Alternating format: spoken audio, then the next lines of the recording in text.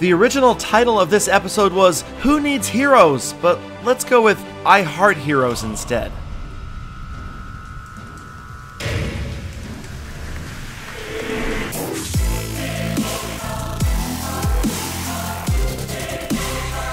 Welcome back, my clashing friends, or of course, if it's your first time here, please be sure to hit that subscribe button before you leave, because today it's about I Heart Heroes.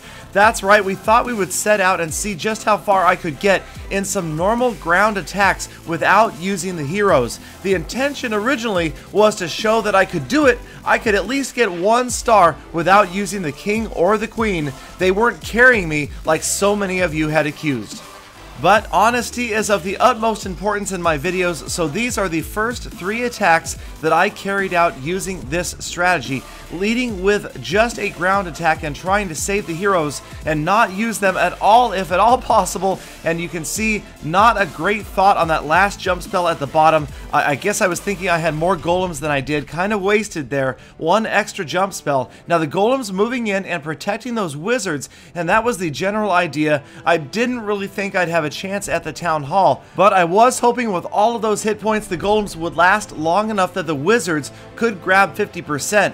But I realize now that I'm counting on those heroes, no matter what level they are, to do a great deal of damage to take out a lot of those outside structures.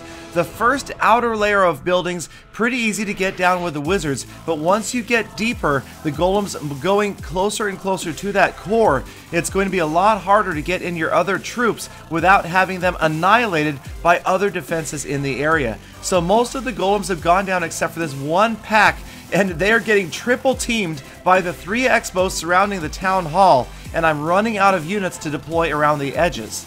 Now, it didn't look like there were any more unprotected structures, so with the golems distracting all 3 Expos, I thought maybe I could grab 1 or 2 more structures with my wizards at the top of the screen. But 3 Expos, 1 golem, not a great combination, and before these wizards can do any more good, the last golem is going to fall. They retarget the wizards, and that is pretty much the end of this raid. Or I should say it would have been the end of this raid if I didn't have a couple of friendly local heroes sitting in my army composition, and at this point it didn't matter if they were level 40, level 30, level 20, they would have gotten to those last couple of structures. I couldn't resist but to drop them down, grab the star, and at least walk away with 4 trophies. Now, I'm not about to give up yet, back out after another village, and to be fair, I was going after villages that had active heroes, so a big disadvantage. We've got more exposed structures this time, a couple of tricky Teslas on the outside at the bottom of your screen.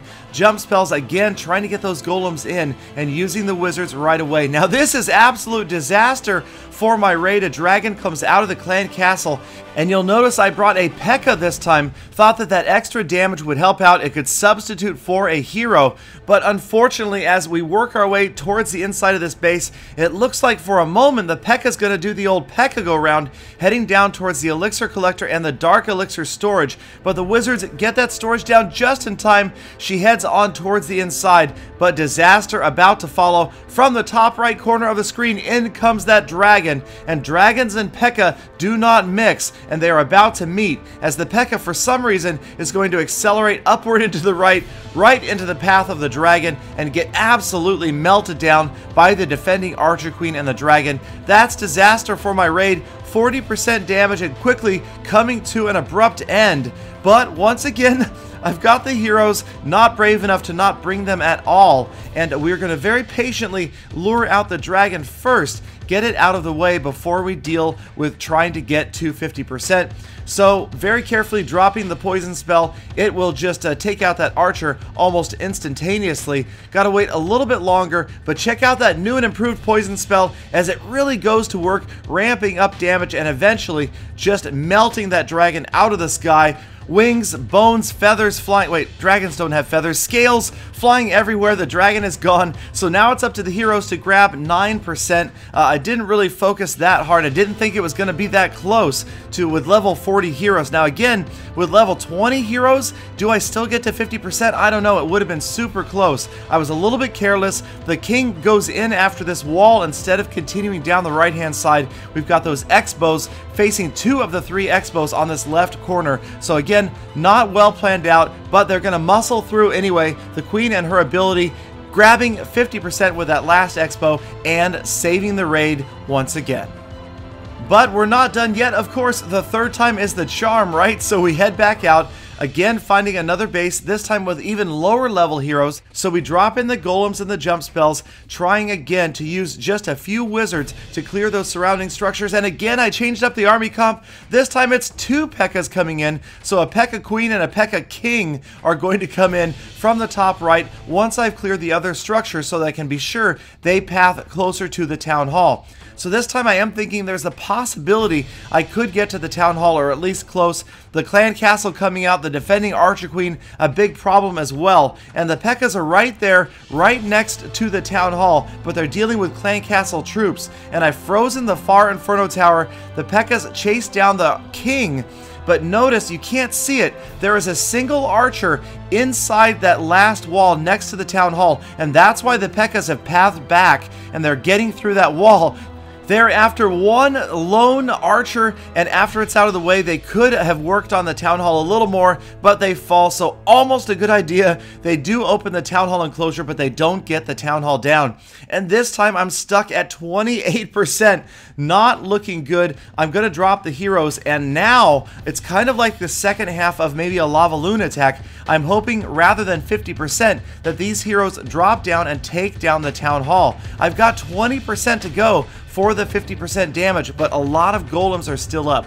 And it really was at this point that I knew that had I waited for the golems to expire and then drop the heroes in, I'm almost sure that is a fail. Instead, the heroes are going to come in, and while the golems are still helping to distract some of the defenses, both of the heroes targeting the town hall, working together in unison, king and queen holding hands together in devastation, grabbing the first star. But that's going to be it. The Inferno Towers, just too much. The defenses in the area are going to finish off my heroes, but at least I managed to walk away with a 1-star save. So in conclusion, do you need heroes to win battles? Absolutely, at least almost always with ground attacks. Maybe in the future we'll take a look at those air raids that can succeed without the use of heroes. But once again, thank you so much for watching the episode, sticking around to the end. Please don't forget to hit that subscribe button, hit the thumbs up button as long as you're there, leave a comment, let me know what you would like to see out of a future episode of Clash of Clans attacks, and until tomorrow, get out there and make every attack a full attack.